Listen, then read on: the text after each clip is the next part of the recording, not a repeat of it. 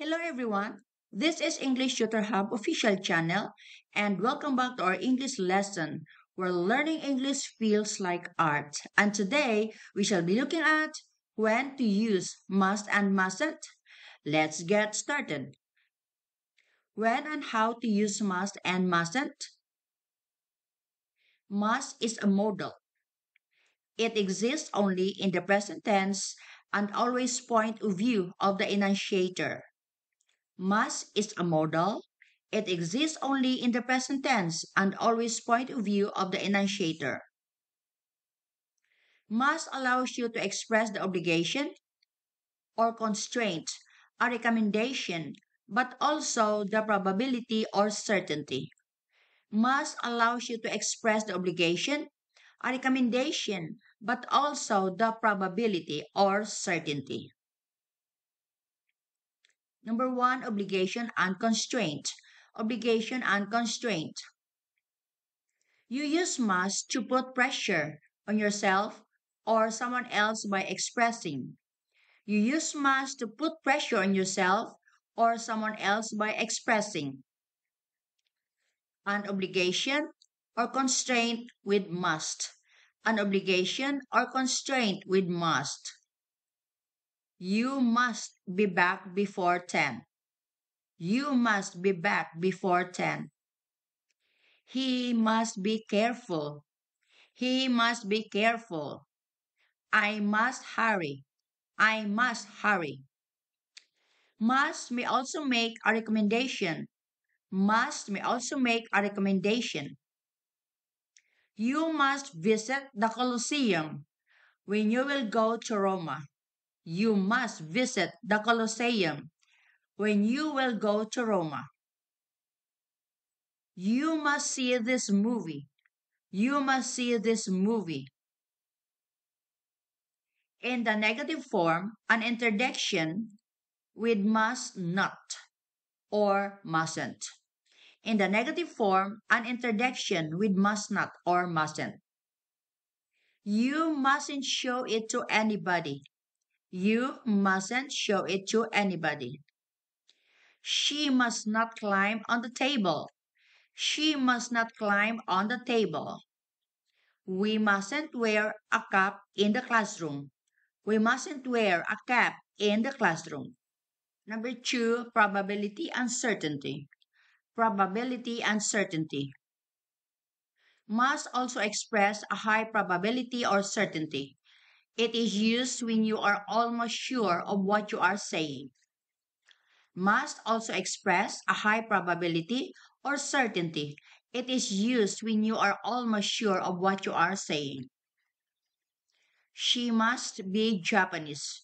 She must be Japanese. He must be tired. He must be tired. You must be John's brother. You must be John's brother. There must be some mistake. There must be some mistake. In the negative form, to say that something is impossible, we use can't and not mustn't.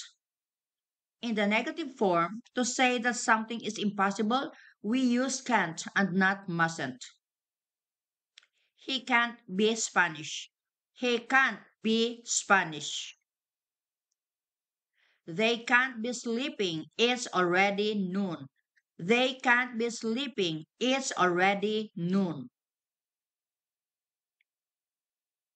To express the probability, certainty in the interrogative form, we use can, not must.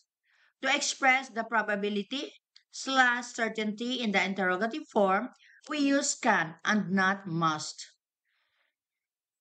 Can it be false? Can it be false?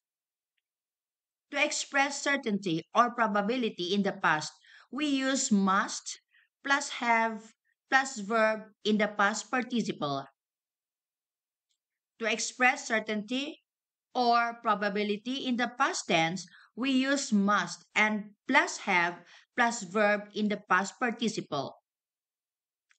I must have left my phone at home. I must have left my phone at home. Paul must have seen this movie before. Paul must have seen this movie before.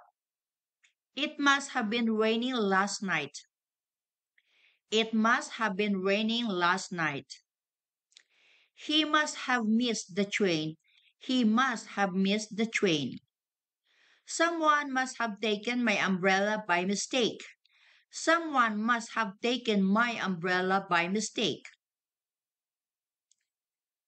Be careful not to confuse the two possible meanings of must plus have plus verb in the past participle, either obligation or probability. Be careful not to confuse the two possible meanings of must plus have plus verb in the past participle, either obligation or probability. Paul must have learned this lesson by Monday. This is obligation. Paul must have learned this lesson by Monday. Paul must have learned this lesson before. It's probability. Paul must have learned this lesson before. In the future tense, we use have to. In the future tense, we use have to.